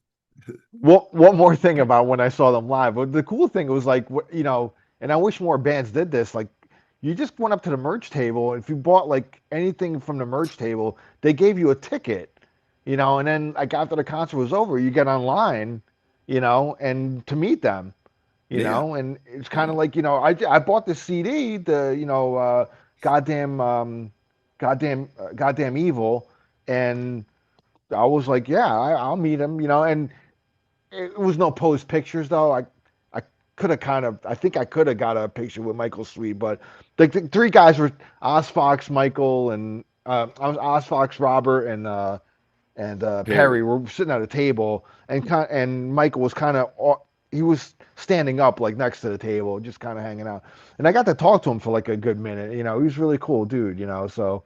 I think I could have snuck a picture in there, but I didn't want to ask them. They were saying like no post pictures or anything like that. But I was happy to get the CD signed, just kind of meet them, So it was cool. I kind of wish more bands would do that, When I met them, they were selling this cross.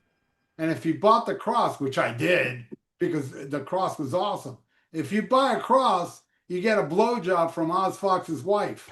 But you have to hold the cross. So it's like Christ. What was the thing that he had?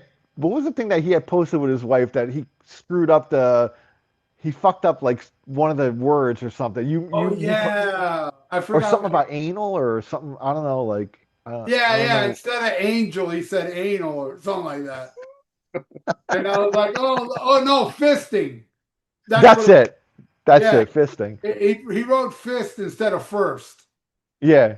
And I was like, oh, look, it's 18 years today is the first time he ever fisted her. Hey, Ralphus, That was hilarious. I got a blowjob from Oz Fox's wife for Christ. Come on, bro. How fucking metal is that? Ralphus? That's great, man. I played the song God that she gave me head, and I held on to it. Yeah. Zachy says that Stryper and Megadeth should do a co-headline tour called "Hey God Tour," coming soon to a born again church near you. When they released Against the Law, Megadeth was guest host on Headbangers Ball, and they go, "Oh, Stryper, now they're anti-Christian," like he was making fun of them. Well, fast forward today, Michael Sweet and Dave Mustaine are best friends. And what do you mean? They're great friends now, and I can't remember if it was Michael Sweet's daughter or Dave Mustaine's daughter. One of those daughters did something with the other member, with the member of Stryper, something like that. I don't know. What did she do? She gave him head for Jesus, like I was fucking wife. Hey man, that's the thing, man. You got to give head for Jesus. Hell yeah. Do it for Jesus. See, King Diamond wouldn't let his girlfriend give me head, but Oz Fox's wife did. Yeah, and let her fist her too. Yeah, it was that. Let you fist her. That was after Oz did, but Man, this fist had dirty, sloppy seconds.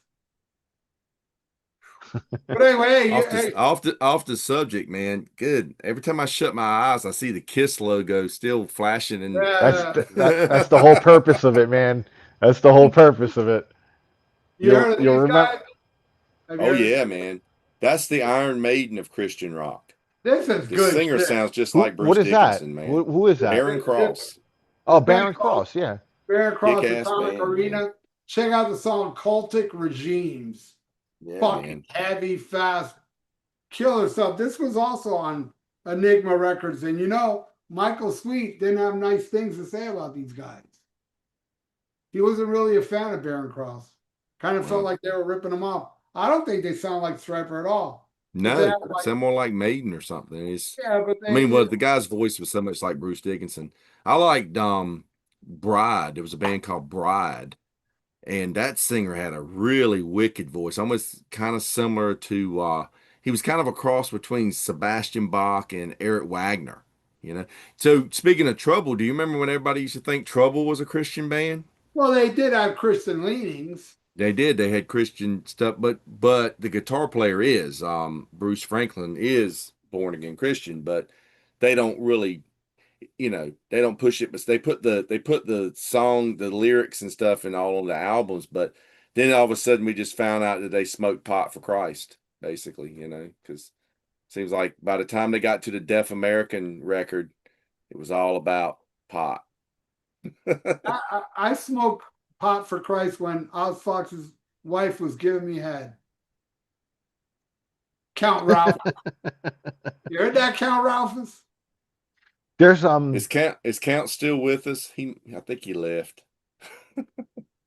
Well, they used to say that King's X was a Christian band too when it 1st came out. Yeah, You know. I read their book. It was because they had the autobiography on told about. They had those Phil Keggy connections and Yeah. all that Yeah. stuff, and I think that's where it all kind of came from. Yeah. I wrote a Christian metal song off my first album called Mosh Pit Messiah, where it's about Jesus coming back from the dead, and he's had up to here with the blasphemy of black metal. He goes to Norway on Halloween and infiltrates the black metal scene. He ties up church burners in barbed wire, and he casts them on fire. That's a beautiful.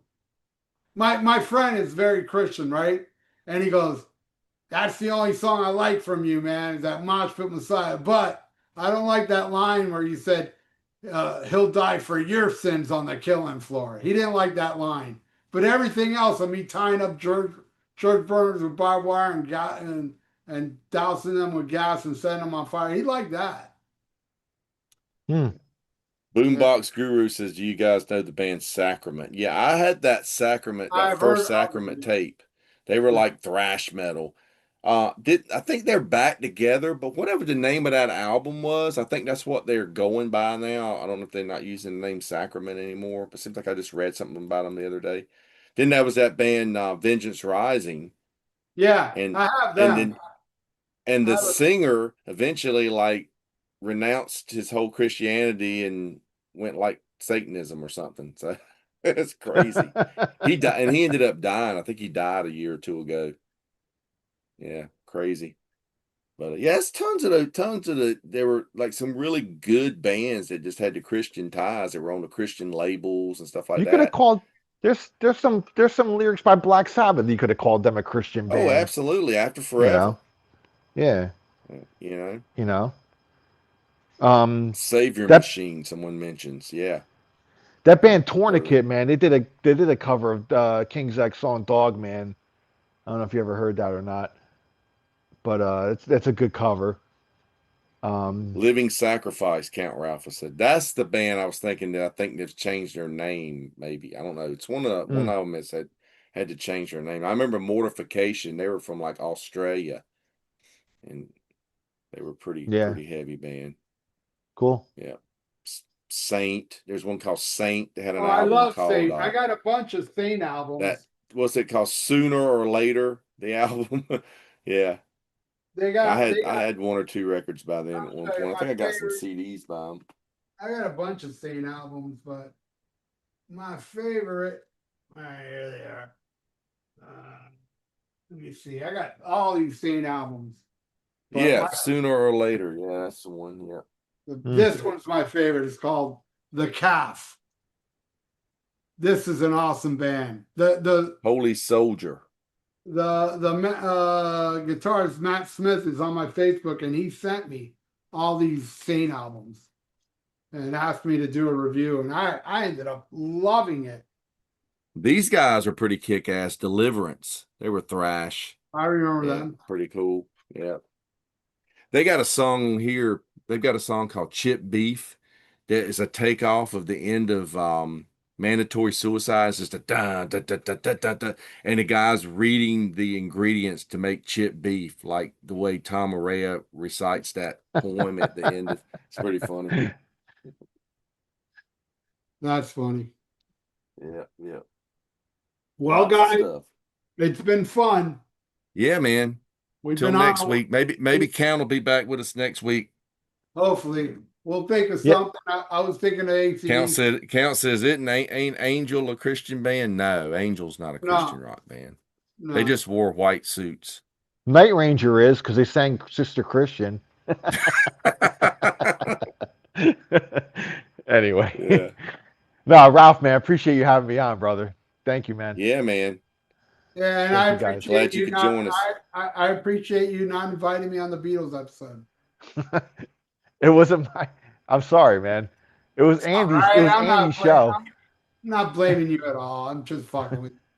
I know, watched man. Rock and Roll High School, and then I came to my computer afterwards, and you guys were done. I was like, oh man, I would have loved to have been part of the show. So then I Yeah. watched it and laughed my fucking ass off. It was a long show too, man. You didn't Yeah, invite well, me today because you know I don't know anything about the Beatles. Very little. I probably know more about Wings than I do the Beatles. But all right, so everybody, thank you again for watching. Until next week, schmack 'em a gob. Later.